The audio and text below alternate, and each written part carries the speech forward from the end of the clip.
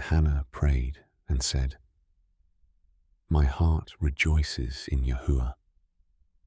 My horn has been high in Yahuwah. My mouth is opened wide over my enemies, for I have rejoiced in your deliverance. There is no one set apart like Yahuwah, for there is no one besides you, and there is no rock like our Elohim. Do not multiply words so proudly. Let no arrogance come from your mouth, for Yahuwah is an El of knowledge, and by him deeds are weighed. Bows of the mighty are broken, and those who stumble shall be girded with strength. The satisfied have hired themselves out for bread, and the hungry have ceased. Even the barren has borne 7, and she who has many children pines away. Yahuwah puts to death and makes alive. He brings down to Sheol and raises up. Yahuwah makes poor and makes rich. He brings low and lifts up. He raises the poor from the dust. He lifts the needy from the dunghill, to sit with princes and make them inherit a throne of esteem. For the supports of the earth belong to Yahuwah, and he has set the world upon them. He guards the feet of his lovingly committed ones, but the wrong are silent in darkness. For man does not become mighty by power. Those who oppose Yahuwah are shattered. From the heavens he thunders against them. Yahuwah judges the ends of the earth and gives strength to his sovereign and exalts the horn of his anointed. And Elkanah went to his house at Ramah, but the youth served Yahuwah before Eli the priest. And the sons of Eli were sons of Belial. They did not know Yahuwah.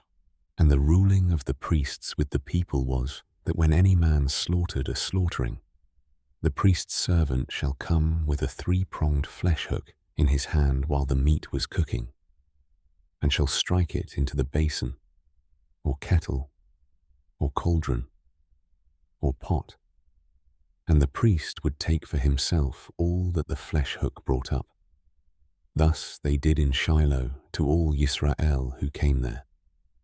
Also, before they burned the fat, the priest's servant would come and say to the man who slaughtered, "Give meat for roasting to the priest, for he does not accept cooked meat from you, but raw." And if the man said to him, "Let the fat be burned up first, then take as much as your being desires," he would then answer him, "No, but give it to me now, and if not, I shall take it by strength." And the sin of the young men was very great before Yahweh, for the men despised the offering of Yahweh. But Shemuel was attending before Yahuwah, a youth wearing a linen shoulder garment, and his mother would make him a little robe and bring it to him year by year when she came up with her husband to slaughter the yearly slaughtering. And Eli blessed Elkanah and his wife and said, "Yahuwah give you offspring from this woman for the one she prayed for and gave to Yahuwah."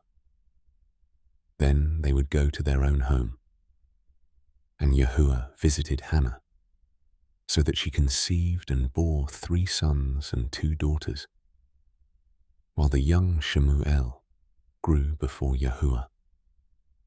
And Eli was very old, and had heard all that his sons were doing to all Yisrael, and how they lay with the women who were assembling at the door of the tent of appointment.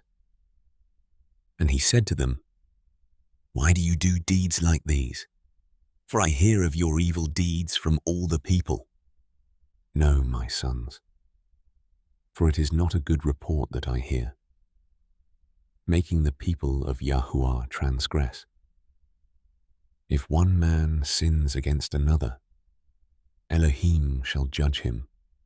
But if a man sins against Yahuwah, who shall pray for him? But they did not listen to the voice of their father, though Yahuwah was pleased to put them to death.